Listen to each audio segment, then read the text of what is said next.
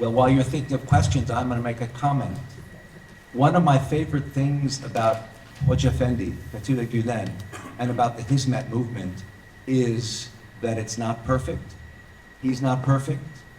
That he has evolved and changed, and that Hizmet has evolved and changed. If he were perfect, or if Hizmet were perfect, guess what? They wouldn't be human. So I love that. End of my comment, because now John Paul has a question, or maybe a comment, or both. A little of both, yeah. Thank you to each of you for your presence here with us and for your remarks, which I found very thoughtful. Yakov, I don't know if you've had any connections with people at the Arab American University at Jenin, which has established the first peace studies program in Palestine. And so let's just start there, and then I have a question for Tim.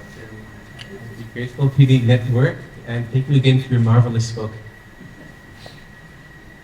I'll look forward to connecting you to some friends there then.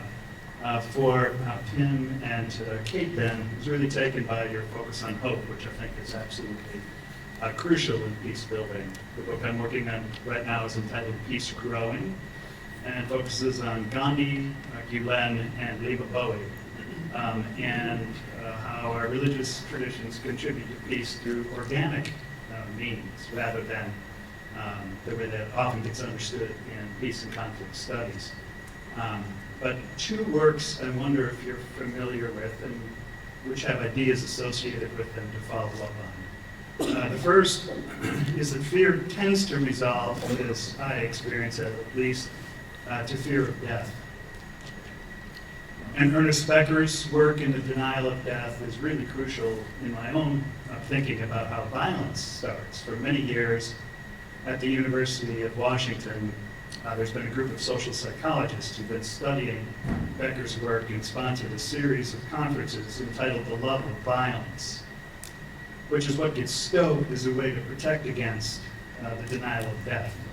And I just wondered if you've made use of Becker's work or work by these social psychologists. There's a nice little documentary that they did entitled Flight from Death that would give you a good introduction to their research. And then secondly is the relationship between hope and imagination.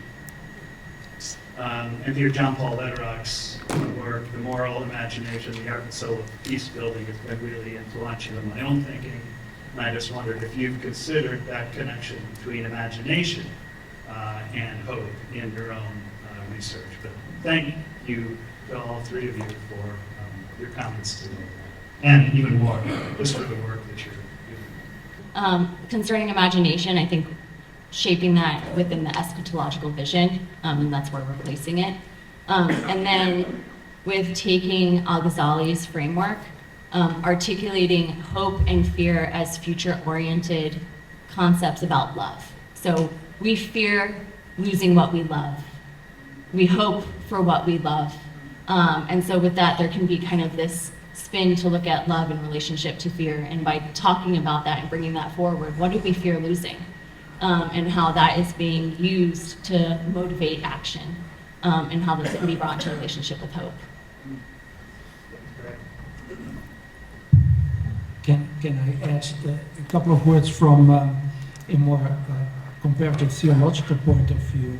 So one of the things, I think we know that, John, that fascinated me in my own research as to what motivates Hoca Efendi in his work and what keeps him going, so to say, is, in my opinion, this idea of rizala, ridwan.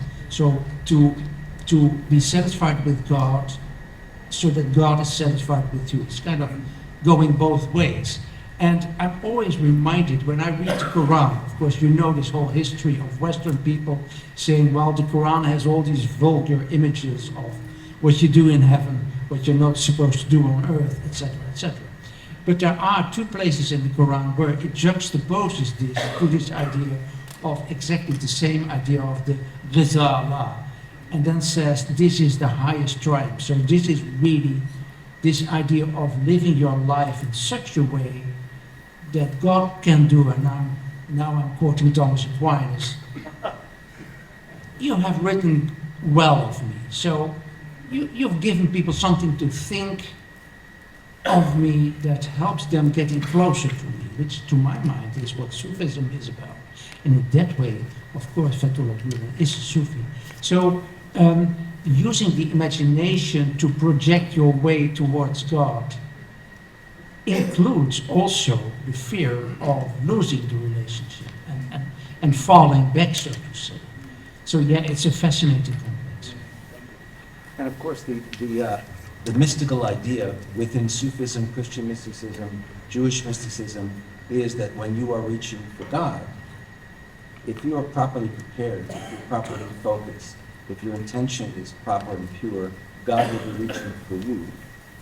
And one of the prerequisites for that, of course, is that because part of what you're really trying to get is to become filled with Godness, is to empty yourself of self. So if my goal is enlightenment, that's too selfish. So it won't work. It's because of my goal has to be to come back from that experience and improve the community, the world around me. And that's when perhaps the doors open and God enters, who's been waiting for me to open those doors. And of course it's not just Sufism, it's all these mystical traditions, very much as you said, what Hajj Effendi is all about. And that's why he is so, when I first met him, I was so struck by how genuinely humble he was. I can't even articulate it, because I've met too many people who are falsely humble in my life. And it just, I can't even, as I say, express it. It's ineffable. But there was something that emanated of genuine humility, among other things, concern for others, and so on. You have a question, please. Thank you for the beautiful presentations. My question is to the Honorable Rabbi. As far as I've learned, the Jewish history is a lot about resilience and resistance and survival. Well, in many ways, what's happening in Turkey, the Hizmet movement is trying to survive. Are you seeing any parallelisms in the way they respond to oppression and persecution? Was that a part of the research or the experiences you had with the Hizmet people? As I've seen, you had so many visiting you and you had meetings together. Well, Can I continue? please, yes. Yeah. The last part of your presentation, you brought it a very good perception of the different books. But what is it that can bring us together from these books? What can we celebrate? Other than maybe the differences, more of the commonalities that make us more human than people who are fighting each other. Well, first, let me mention I feel very impressed by the Hizmet movement because I think much of the Jewish people were on survival mode. As I mentioned, was long periods of walls. And now, only now in a safe zone, I feel we were able to build bridges. But the Hizmet movement, even in exile, are already building the bridges. So I take my hat off for that in terms of differences. And I think the other point that, I think the part of the beauty of Interfaith cannot only focus on in what are we the same, but to see the blessings of difference. But this really is an answer that goes beyond our scope here. I spoke on in my Beit Midrash, which our latest book is about healing Judaism in relation with world religions. But again, bringing many thinkers that sees the beauty of the differences.